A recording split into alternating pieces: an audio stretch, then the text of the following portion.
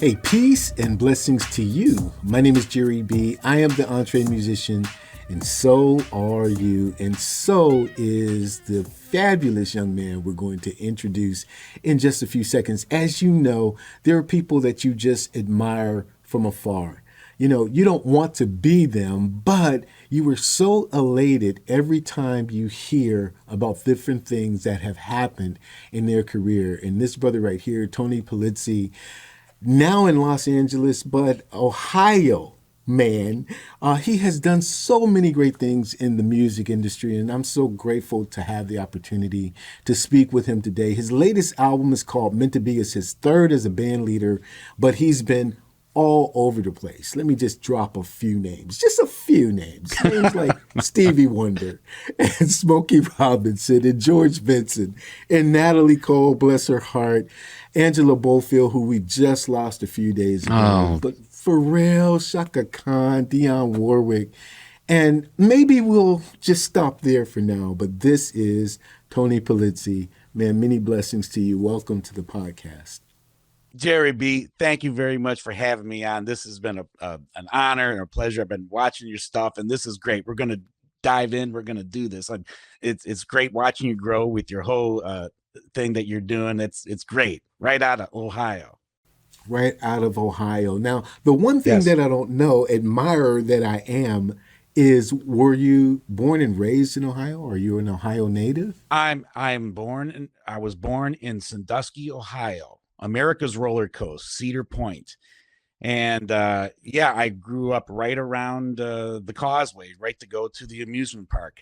And I spent my childhood there. And a good college job I had there. I was involved in the Cedar Point live shows. So I played there in the many live shows, 6 shows a day, 6 days a week, all summer long. But it was the same show.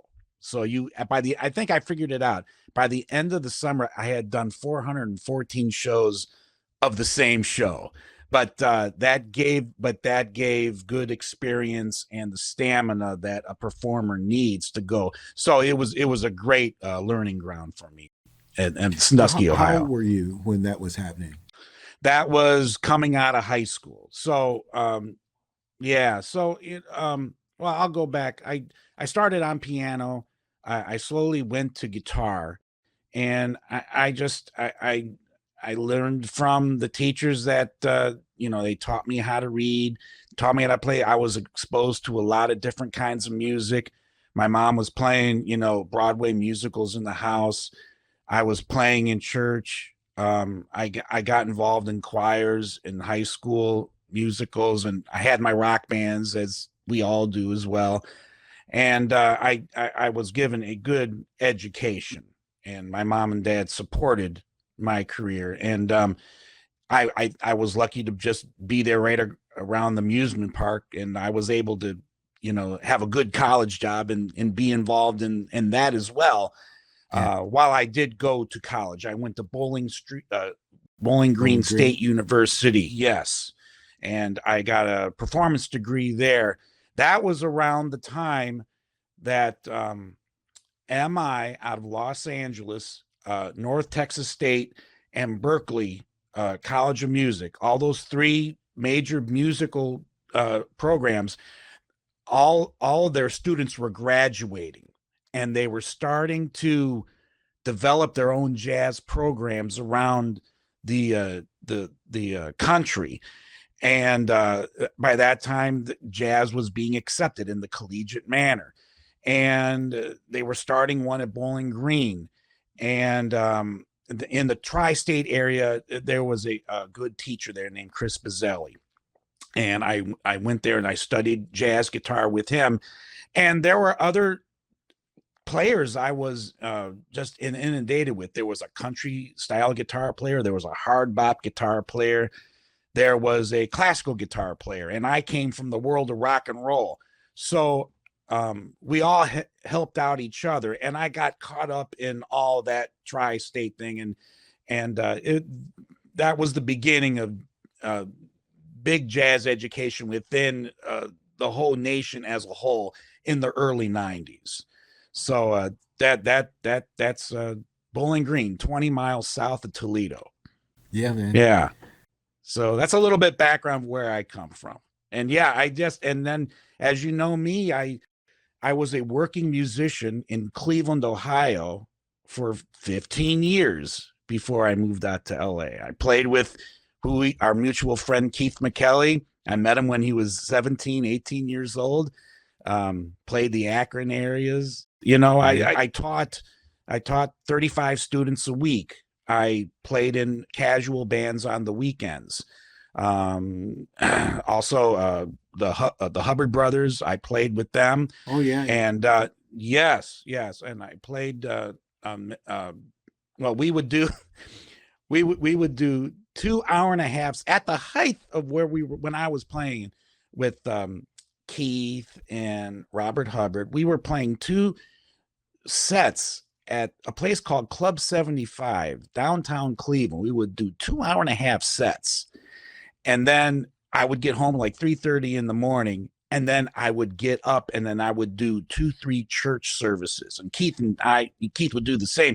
But we kept up that pace for about 2 years, but one had to give. So, but I think we chose the church services. So we stopped playing really too late. But yeah, at that time, yeah, we started like I was getting a little bit ahead of myself. So playing in casual bands, teaching, playing with Hub's Groove. We were starting to open up for smooth jazz artists. We were opening up for the Yellow Jackets, Wayman Tisdale, and we got to know these people. And that's how we got to go on the road with Angela Bofill. She gave the young cats a chance. And I'm so happy that she gave us that experience.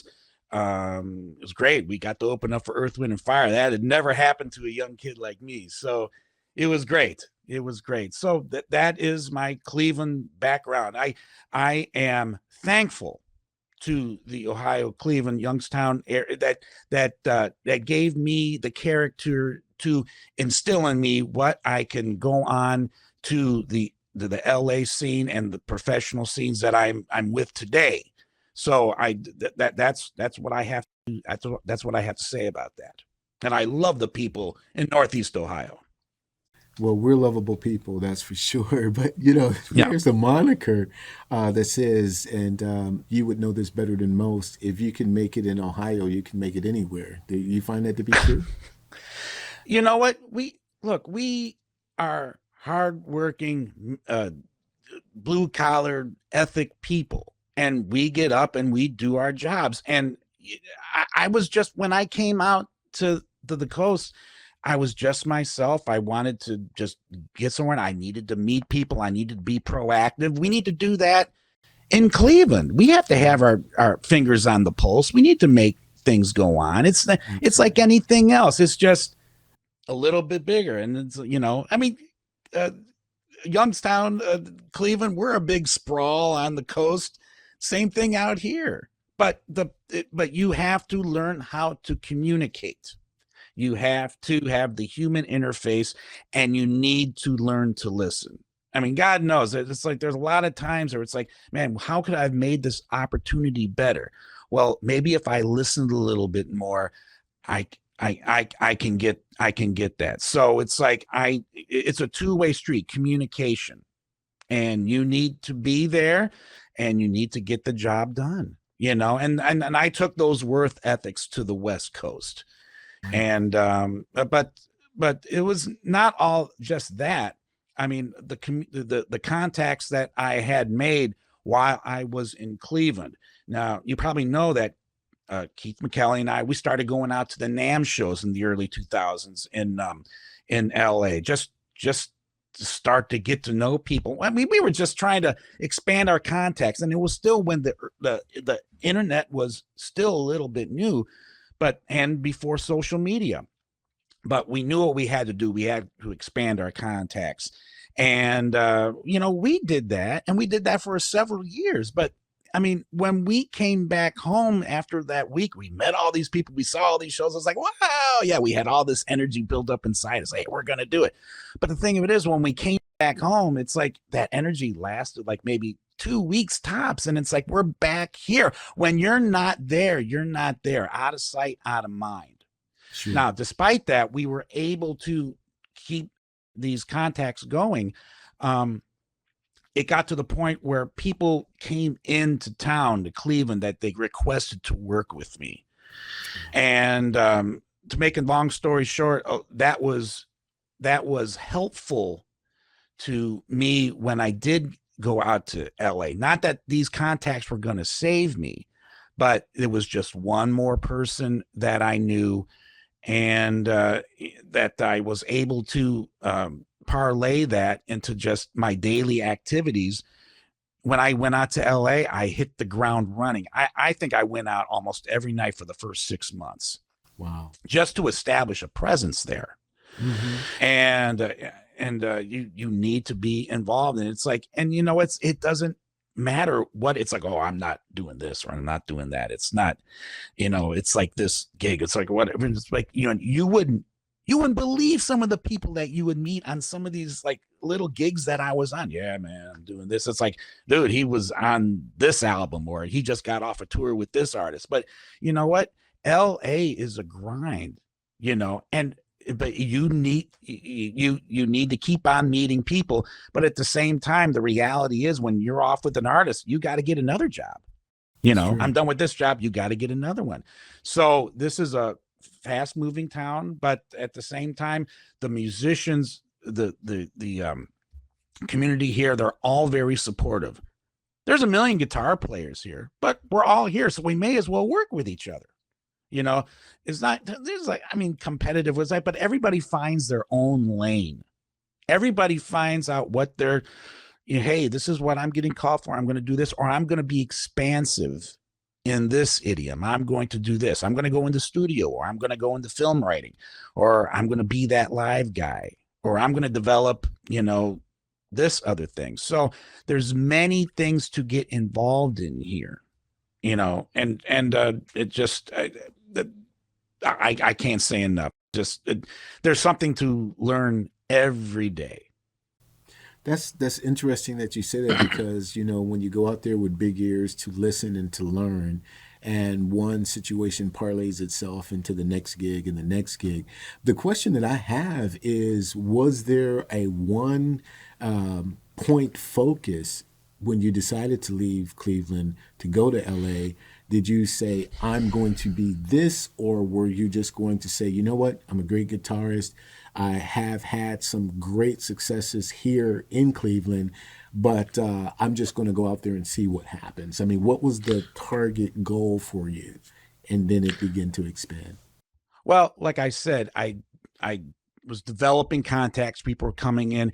I would say that I play a little bit of everything, of all styles. So, I didn't have a preconception. I did have an open mind, even though it's like, I came to work, hubbing them, they gave me, people's numbers, and I was able to get, some jobs working at a church, quickly, or I had a couple of jam sessions that I go to. There were some other people that were working that I knew that I was doing. And it's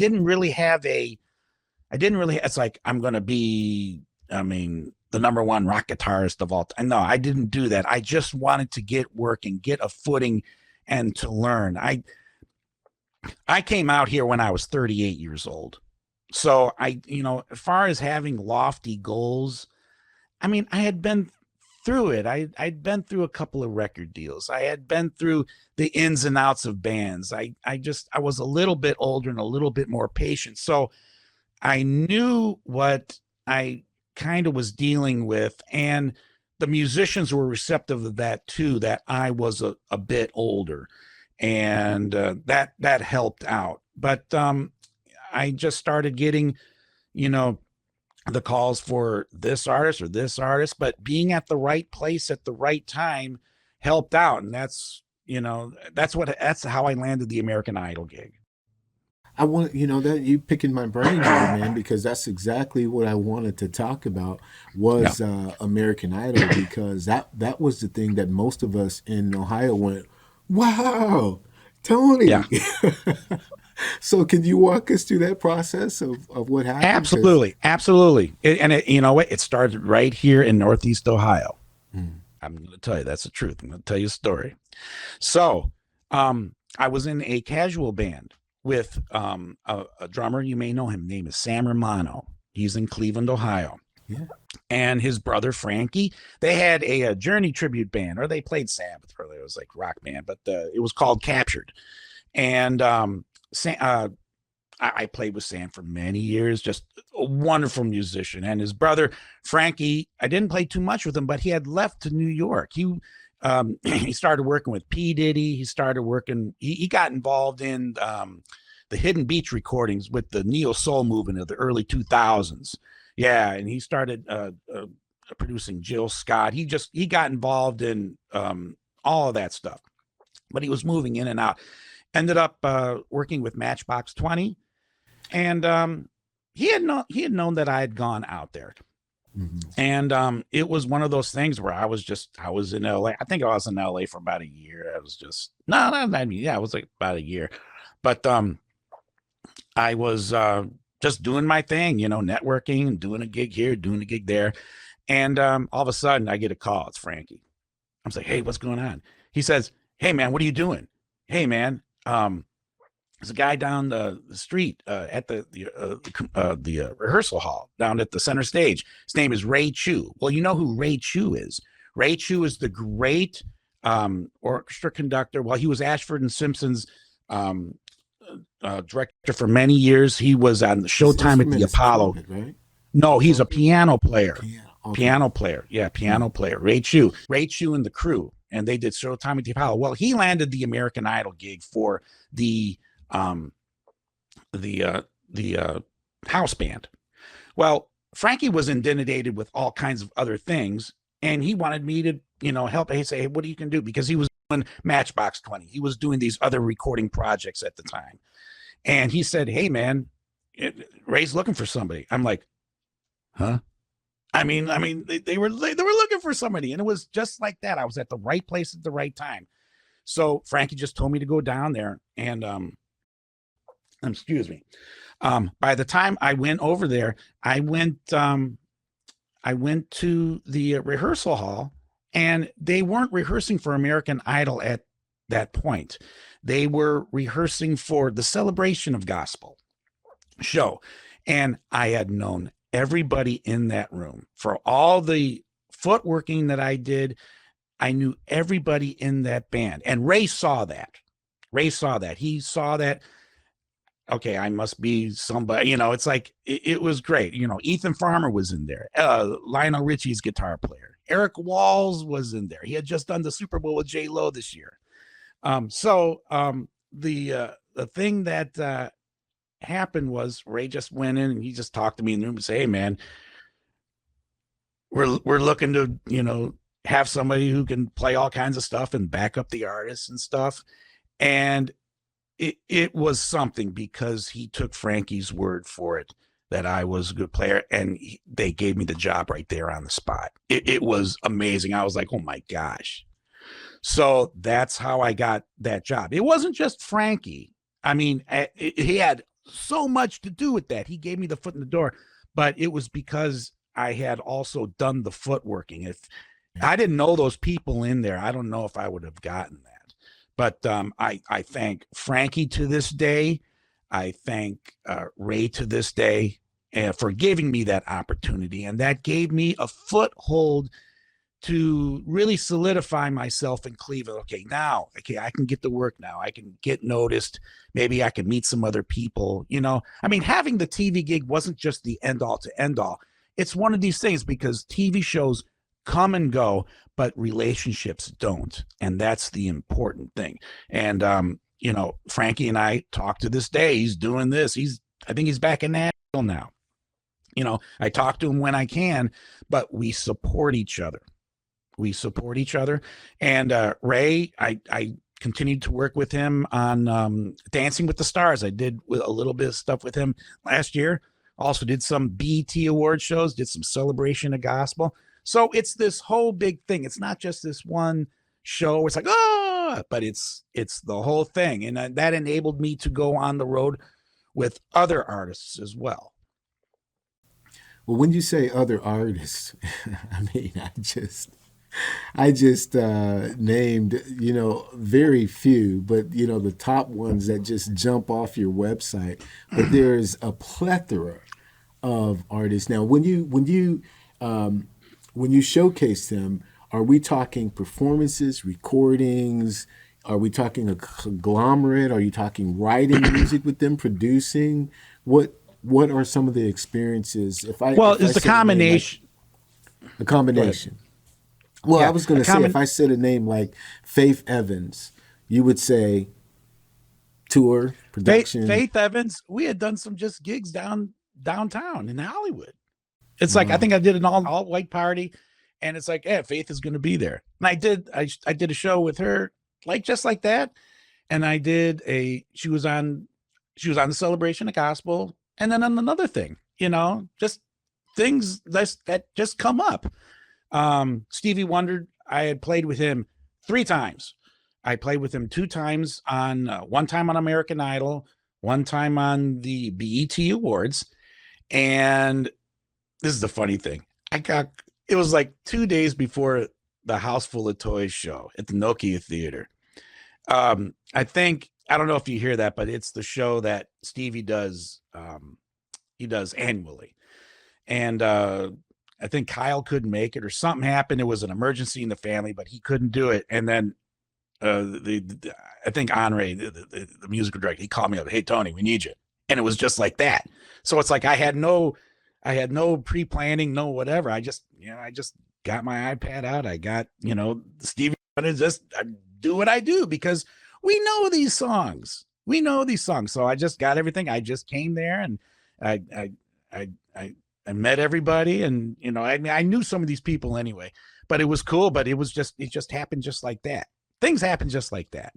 And that was cool. It was very cool. Well, let's stay with Stevie for a second, because Stevie being who he is, obviously, but Nathan Watts on the bass. I mean, what's that like? Well, when I showed up, that he's like, hey man, what's going on, man? He's been there. He played on all that stuff. So right. I was there. I sat there with him. I said, okay, let's do this. He's like, yeah, man. He's like, just nice guy, just like us, man. Nice cat. Sitting there at the table eating, they're all around, I'm sitting here. I'm learning the other second part to Sir Duke, or I'm learning the other part to Sealy's. Errol Cooney, he was the other guitar player at the time. Oh my. So, we just got to go back and forth. And that was that. And then, on the other times on the TV shows, yeah, I backed him up. He came out, I was in the pit, I was playing, and just wonderful. And he had just gotten that new, it's kind of like a zither guitar kind of thing. I don't know, the NJ. I think it's the NJ. He had just gotten that. Wow. And then what happened was all the keyboard players, they all started buying it too, man. It was really funny, man. Everybody had to get one. But he actually played it on the House Full of Toys. It was great. I think it was one of the first times that he had played that. And it was great. It was awesome. Well, you got to tell me a little bit about George Benson, because child prodigy, Pittsburgh. Yes, absolutely. And then just an amazing, that's royalty there. What's that experience like? Well, one of the persons that I was getting requested to play while I was still in Cleveland, he came on in. His mom actually lived in Maple Heights, Ohio. And he was coming in to play at Nighttown. His name is David Garfield. And David Garfield was George Benson's musical director for 25, 30 years. And he lives in LA. And he started calling me to do gigs. And it got to the point where he was bringing in other people in Cleveland. Steve Ferrone, great drummer for the Average White Band, Tom Petty. He started bringing in Alex Lidgertwid, the voice of Santana. He played with them for many, many years. Hold On, Winning. And I got to know these people. So when I came out to LA, I was playing with David as well. I was in one of his bands, but it got to the point where George's backup guitarist, Michael O'Neill, he had to go out to do a stint with Barbra Streisand. And it just happened like that. I got a call from Dave to say, Tony, we need you to come out and do a string of shows with George. I'm like, ah! So it was just like that. I was like, okay, yeah. So, I mean, I got all the live music. I got the charts, and I just learned everything that I could. So I transcribed the stuff. I had to sing backgrounds. I did that. I sang out on all the big hits. And I got to the gigs, so it was so cool. And I remember I talked to Dave. I said, Dave, so I didn't know it was going to happen. He says, dude, I mean, there's some solos in here too you want me to play. What do you want me to do? He says, Tony, you be the rock guy. George is the jazz guy. I'm like, all right, so there you go. And then George started featuring me on some of these solos I play, and he just let me do it. And I loved it, man. It was great. And it was great. It was great talking to him. I remember we were one on the bus going to Atlantic City, crossing the GW. He's like, man, what was that place in Cleveland, Ohio? In the late 60s, I said, oh yeah, man, you played that place, Leo's Casino. He's like, yes, man. I mean, he played with Eddie Backus Sr. He would come in and he would play with all the cats that he knew the people in Cleveland. You know why? Because he knew he was from Pittsburgh and he knew all those people, every last one of them. I remember I was over at Eddie's house. George would always come on through when he would come in Cleveland. It was late 60s, early 70s.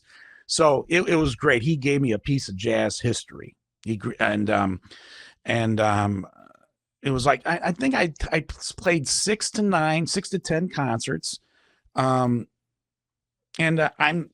always on call. I mean, if they need me, I'm here again, but I cherish the time that I played with him. And it was a great experience. I can absolutely imagine. Well, I'm going to ask you about one more, and then I want to get into your music because I have some things to ask you about your own vision and the music that you're doing as a band leader. But, since we're sticking with royalty here, Smokey Robinson, hands down, what's your experience, man? All right. Okay. I'm going to tell you another story. So once again, David Garfield, been in town since 1976, 77, and he's been working with Smokey just like he has with George.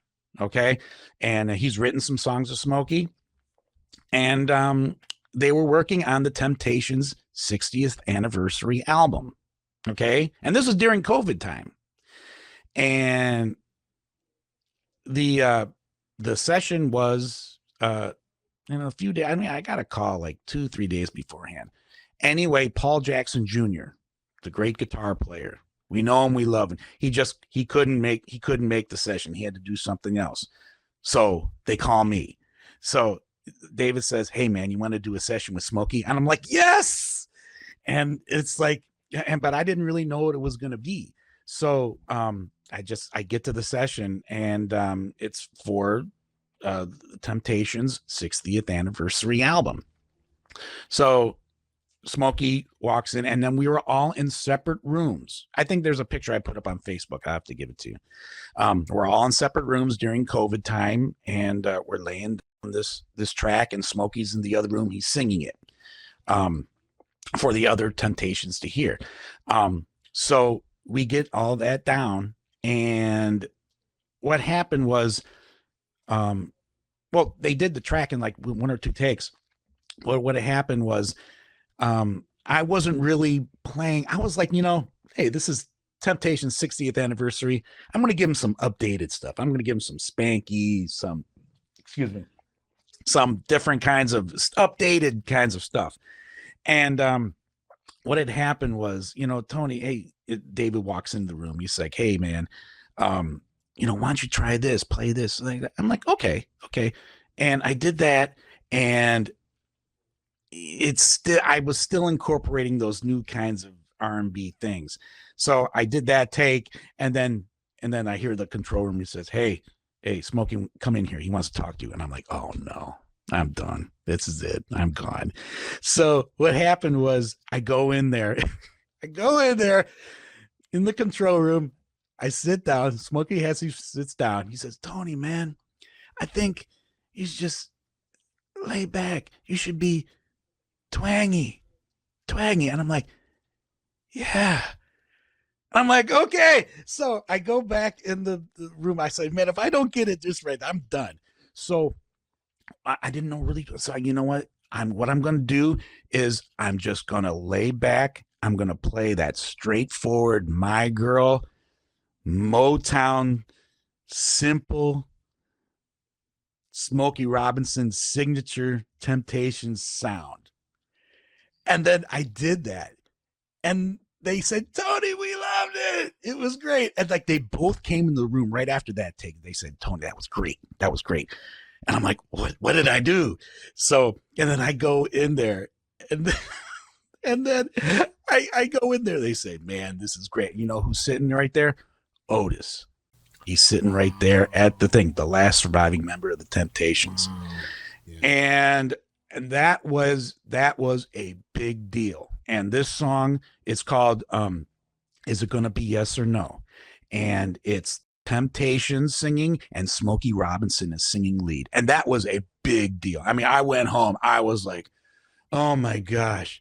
And it's like David texts me back. He says, Tony, man, Smokey loved it. You were great. And I learned a lesson that day. I learned a lesson. You do what brings you to the party. Hey man, this is, you're doing that. But yeah, it was just all that, you know, just the whole thing with Smokey. You just give them what they needed. They didn't need all that other stuff. So it was a big learning experience. It was a great experience. I loved it.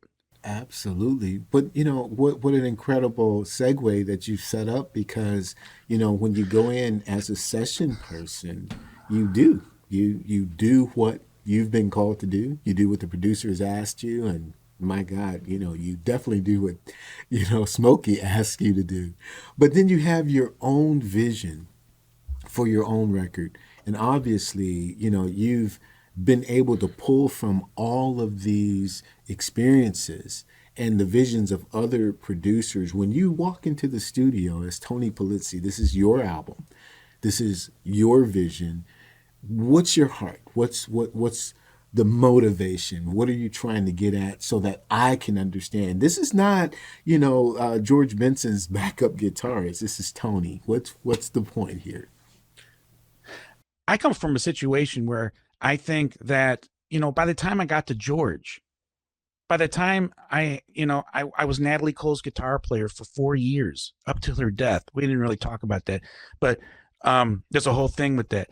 But when I started hitting these other artists, I'm like, you know what? When I time to hit George, I was like, it's been done before. I need to be me. But I mean, I came from rock. I mean, when I saw Peter Frampton Comes Alive, I'm saying that this is why I want to be in this business. That's why, I mean, that caught me as a young kid. So I incorporate rock styles to this day. And you've seen me play. You've seen me do my show. I don't know. Maybe I can be a little bit a bigger editor sometimes, but you know, that EP is, you know, that came out of the death of Natalie when she died, New Year's Eve 2015. It was just a big gut blow. And when I went to LA, I put my career on the back burner. I put my solo career on the back burner. I didn't write it in because I didn't have time. You know, I had to do what I had to do to make a living. So what had happened was I just started writing again. And it was nice though, because up to that point, right before Natalie's death, she had started letting us play our originals to open up for her. in Japan, and we could sell our CDs. So some of the stuff that you heard me play, I played, with the Natalie Cole band. So they were comfortable with what I was doing. So, shortly after, I was like, okay, I'm just going to start writing again. So I wrote like 8 to 16 songs over a course of like 2 years and 2 sessions that I brought in the Natalie Cole band to play. And then I'm going to start singing again. And yes, that Meant to Be album is I come from Rush, Steely Dan, Toto. That's where I come from. But it's like R&B in there as well. I mean, look, man, that R&B, gospel, smooth jazz, it's a part of my history. It's where I come from. I mean, you're going to hear that in this stuff. Right. And that's where that is now. I am just, for this next 2 weeks, I'm releasing another single. Now, after I was starting to putting out some more singles, I get a call from Randy Jacobs. Maybe you know who he is. He's from Detroit. Great guitar player. He was in Was Not Was, Walk the Dinosaur. Oh boy. Wow. And the Bone Shakers. I don't know if you know the Bone Shakers. They came out of Detroit. He says, "Hey Tony, man, we hear you're the guy for the job for the Dave Koz Summer Horns. We need you to fill in. We need you to fill in a couple dates." And I'm like, and I'm here doing this rock project. I'm like, what do I do? So I put my stuff back on hold again. So I'm like, okay, I want to meet these people. I don't know I don't know Dave. So I did all that, and I ended up getting to the gig. Matter of fact, there was dance moves there too. And you know what I did? I was able to get like the YouTube performances of them. So there was some dance, and there was going to be no rehearsal, but I learned everything as much as I could. I got all the music. I did the dance stuff. I did that. The day I met Dave, I did the dance stuff perfectly. He's like, what is this? I said, dude, man, I got the tape. I'm able to do that now. We got YouTube. So that started my relationship with them. And then I started working with all the smooth jazz artists. Rick Braun started calling me up. Richard Elliott, I started playing on their records. Keiko Matsui. Yeah. Eric Darius, I'm starting to play with him now more and more. Marcus Anderson. And I started going on the Dave Koz cruises as well. So I right now I'm a utility guy for many of these artists out here. But what I'm doing, and I'm also doing an original gig of my own in about a month at a place called Spaghettini. It's in Seal Beach, and it's kind of like, if you would say, a lot of smooth jazz artists play there. But the owner of the club, he saw me with everybody. He said, "Hey, Tony, want a night?" It just happened just like that. So what I am doing is I am putting everything together. I'm doing some things of the artists that I like, paying tribute, doing a lot of the stuff that you heard me play from the first 3 albums from Cleveland. I'm going to sing, I'm going to play, and give them something that it's conducive to that club, and they can be introduced to some of my music. Also, the next single that I'm doing, it's just acoustic guitar with some cajon and some percussion. That's what I'm doing. So I'm doing some different things. We're going to see what happens. I'm having fun with it, That's absolutely beautiful, man. Yeah. So I do have, and it's like when I did the Meant to Be 22, that was a rock show. And there was the rock guy came to me and said, "Hey man, we want you to do a show." I said, "Well, what kind of show you want me to do?" He said, "Well, we want you to do it rock." I'm like, "Okay." So I made a rock show. And for this Spaghettini show, it's a different kind of show. We're doing it for the contemporary jazz crowd. So I am being a chameleon right now. We're going to see what happens. I like the fun of it all. I say, "Hey, can I do this? What other different kind of people can I meet? What kind of people can put me in the front of the right audience?" Right. I'm still in that situation. And at the same time, I'm maintaining, making a living. I'm backing up several artists. I'm putting my son through college. There's things I got to do. I got to pay bills, like here, the studio, we got the studio here. You see that? I do tracks. So I do a little bit of everything. And you know that as well as anybody. You have to have a discipline of an absolute soldier. We have to keep this thing up 24/7. And I thank God, I thank him for the opportunity for me to keep going after all these years. And there's a bright future. There's a bright future. The best times are ahead of us. I agree. And you couldn't have put it any better, because that's what the entree musician is all about. The entrepreneurial side is just as important as the shedding side of the musician. They have to work hand in hand, and you have to have the mindset of a soldier, because there's no off days. Really, you might take a break now and again, but there's no off day when your feet hit the floors. What's next, man? No, I mean, right now, I could get a call right now.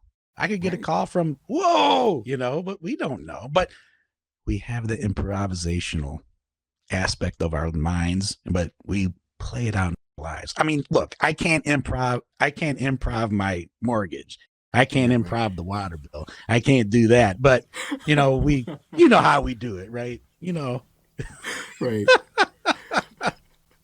The one thing that I wanted to ask you, though, especially about the show coming up at Spaghettini's, but also in your live gigs, who are the guys that you call? I mean, if you're getting calls from Stevie Wonder, when you're putting your show together, who do you call? Well, this situation with the rock show that I did, I used the Natalie Cole Band because they played on all those tracks on the album on 2022. Now, this other single I did, it's just me, but just for I've been around the world with these other guys I've been working with, playing in the smooth jazz idiom.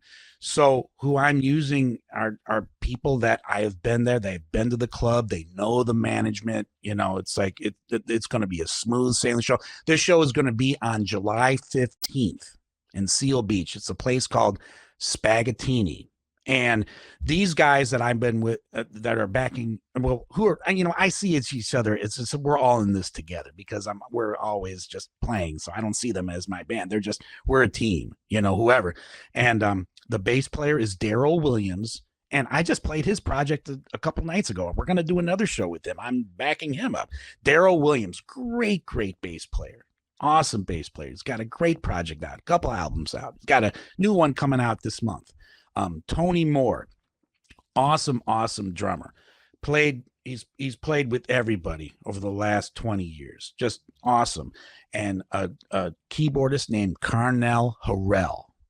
You look at these guys. These guys are top guys, and people are calling them. I had to book them in January to make sure it was going to be in July. But I had a feeling that we might be home. It might be a Monday. So I'm like, okay, I'm lucky. I think I can get these guys. We're going to get one rehearsal. We're going to do it. And I wrote the charts out, and everything should be fine. The rest is up to me, but I know they're going to be fine. It's yeah, but it's cool. Man.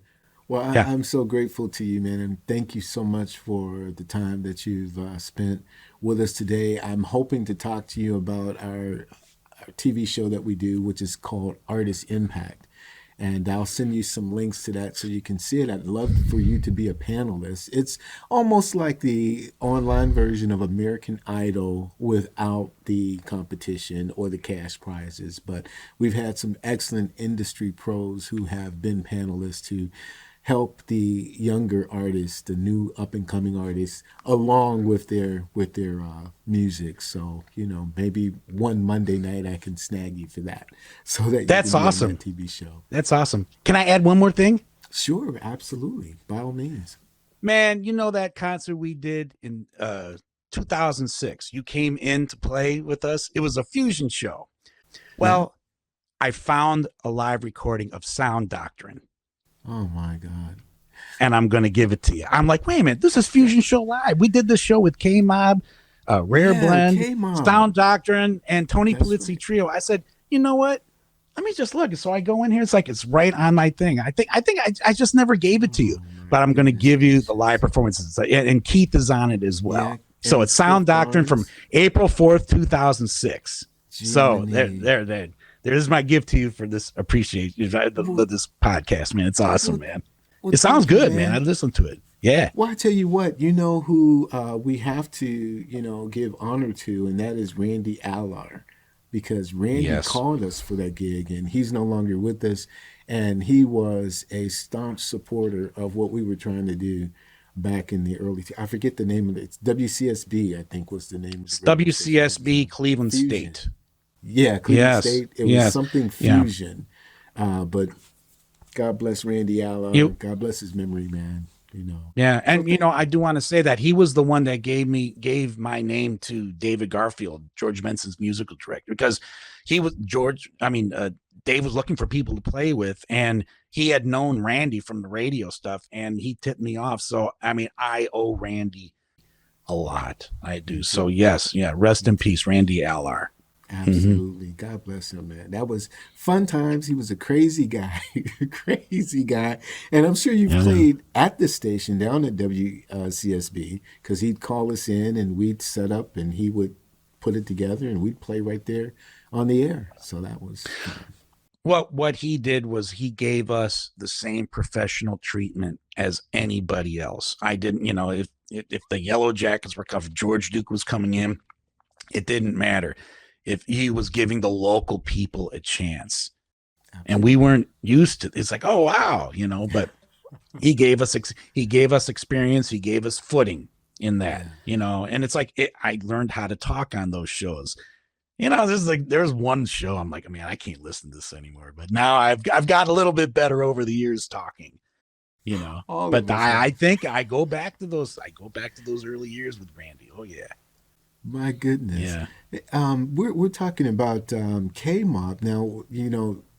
Where are those guys? Because my brother-in-law, who was the bass player at the time, he was talking about judging a book by its cover because they all walked in big burly with the big boots on, and we were thinking this is supposed to be jazz fusion, and they just sliced when they got on stage. Man, do you still know where those guys are? Well, and John Stiebel, he's the drummer, so he has the drum shop, right? He's the only guy that I knew. He's the only guy I knew in that band.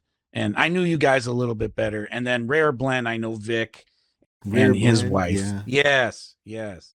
Yeah. Vic, And then Sam a lot. Hub, from the, when I had my band, Robert Hubbard and Walter Barnes, who now has been playing with Babyface for almost a decade now.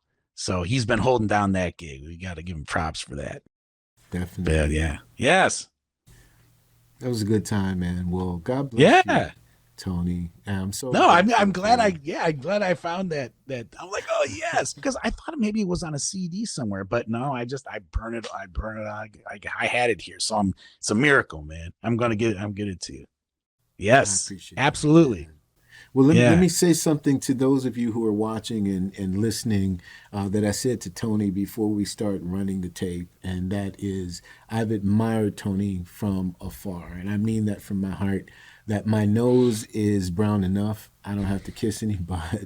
I don't have to try to flatter him. What he has done and what he is presently doing, not to say that we are in awe of it, it's just, it does our hearts good to see a fellow Ohioan that we've rubbed elbows with that is doing so many great things. It's no small feat, but you prepared yourself, my friend, and you were ready for it when you said I was in the right place at the right time. But the third component is the Quincy Jones component, who says always be ready. It's better to be ready when the opportunity comes than it comes and you're not ready for it. And you were ready, bud. Well, thank you for your kind comments, Jerry. Yeah, man, it's like I say, I work hard every day, and what are we going to do next to make it bigger? And just, but yes, it was, like I said, it was the beginning. It was instilling the character, Ohio. It's like, I think of it every day. I don't know what people think of the past, or they go on or like that. I knew, it's like, you're here, you're in Youngstown doing what you're doing. I'm out here doing this. Dude, if you want to stay in this area and do this, there's nothing wrong with that. Dude, man, everybody's got their dream and everybody's got their goals. For me personally, I had to keep on trying to figure out what the answers were. for me, what God was leading me to. So, I'm glad. I mean, I'm blessed that, he's kept my family, me safe through all this. I've been able to live some sort of normal life, but met some very supportive people along the way here in Southern California. And just going through like, the TV show, the hookups, Frankie, Ray, Natalie, George, Stevie, Smoke. I'm seriously, these are good people, and we're all in it together trying to make it happen, and I'm just taking a little bit here and there and just making it a part of what I do, what you do, you know? So, so thank you very much for this opportunity. I appreciate it. Thank you. And it won't be the last time, my friend. So God bless you and God have bless an you. incredible day. Have an incredible gig that's coming up. And we love your album, man. Meant to be. So this is Tony Pulizzi. Man, let me tell you something. You got to go right now. Just don't hesitate unless you're driving. Go to his website, TonyPguitar.com, and hit him up. He's accessible. His music is absolutely fantastic. As he said, it's a potpourri of all of the stuff you already love. And we're so grateful for his time. He's an ultimate entre musician. My name is Jerry B. I am the entre musician, if I can get it out. I am the entre musician. But what's most important, my friend, is so are you. Go make it happen. We'll see you again next time. God bless.